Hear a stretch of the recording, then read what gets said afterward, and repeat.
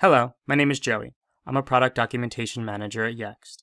Today I'll be walking you through how to use content capture. The best way for your clients to see an impact with Yext is by having as complete of a profile as possible. Content capture allows you to generate links for your clients to complete tasks for you, all without being users in the account. To get started, click Content in the navigation bar and click Entities. Then, add a column by clicking Columns in the top right. Scroll down to where it says Optimization Progress, check the box, and then Apply. Once you're here, you'll see a progress bar that shows how much information has been completed for each entity.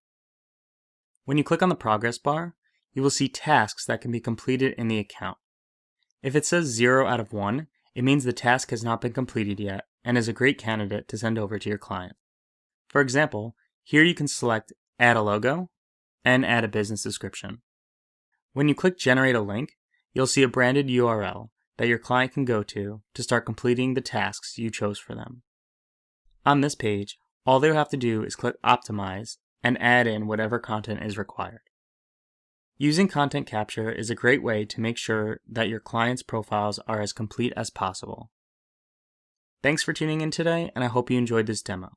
Please visit our YouTube channel or hitchhikers.yext.com for more content and continued learning.